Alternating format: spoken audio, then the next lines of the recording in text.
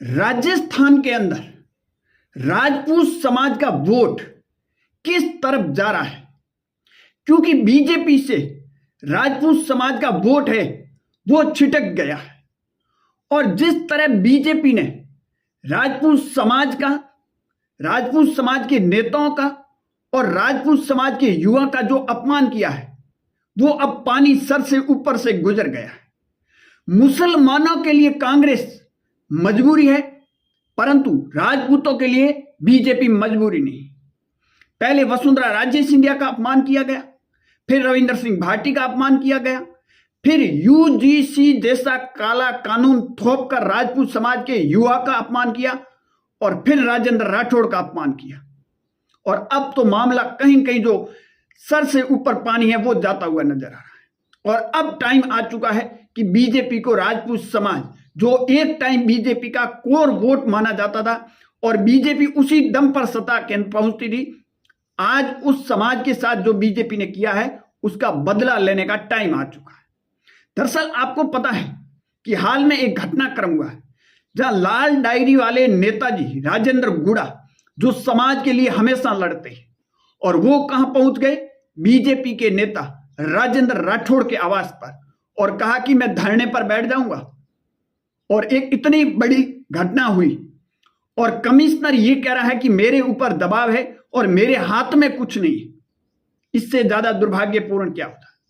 आपको पता है कि राजपूत समाज का जो और बीजेपी का आनंद पाल वाला जो मामला हुआ था, और उसके बाद में वसुंधरा राजे सिंधिया को मुख्यमंत्री नहीं बनाना, वसुंधरा राजे सिंधिया के साथ साथ कई राजपूत जो मुख्यमंत्री थे उनको भी नहीं बनाया गया। पहला अपमान कहीं कहीं यहां किया गया। और उसके बाद में रविंद्र सिंह भाटी वाली घटना आपको पता है। और उसके बाद में बीजेपी ने बहुत बड़ी एक गलती की, राजपूत समाज के युवा का अपमान किया और एक यूजीसी जैसा काला कानून राजपूत समाज के युवा के ऊपर थोपने का काम किया, जिसका उनका पूरा का पूरा भविष्य बीजेपी चाहती थी कि बर्बाद हो जाए राजपूत समाज के युवा का। और उसके बाद में राजेंद्र राठौड़ का अपमान किया। अब राजेंद्र गुड़ा जब राजेंद्र राठौड़ के आवास पहुंचे तो शायद राजेंद्र राठौड़ ने मन में यह सोच लिया, पहले जनता ने मुझे हरा दिया और अब पार्टी ने मुझसे किनारा कर लिया। विधानसभा चुनाव 2023 राजेंद्र राठौड़ हारे और उसके बाद में उम्मीद लगाई जा रही थी कि उन्हें लोकसभा की टिकट मिलेगी, परंतु लोकसभा की टिकट नहीं मिली। उसके बाद में उम्मीद लगाई जा रहे थे कि उनको कोई बड़ी जिम्मेदारी दे सकते हैं, परंतु बीजेपी की रणनीति देखिए, एक ही व्यक्ति को 2-2, 3-3 जिम्मेदारी दे दी और राजपूत समाज को किनारे करने का काम किया। और अब वो वक्त आ चुका है जो राजपूत समाज बीजेपी को किनारे करेंगे। अब यूजीसी जैसा काला कानून थोपकर आप चाहते क्या हो?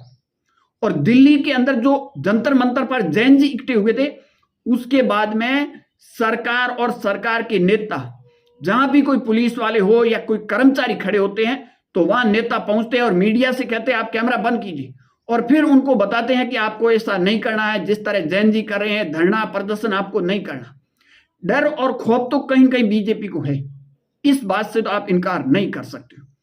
परंतु जिस तरह राजपूत समाज के साथ जो कुठाराघात करना किया, दरअसल राजेंद्र राठौड़ के साथ अकेले नहीं गए थे राजेंद्र गुड़ा के साथ कई राजपूत समाज के लोग।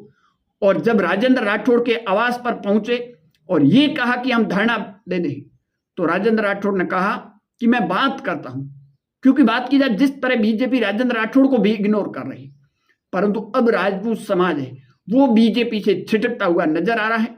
और मुसलमानों की, मैंने पहले कहा नहीं, कांग्रेस मजबूरी है, राजपूतों की बीजेपी मजबूरी नहीं।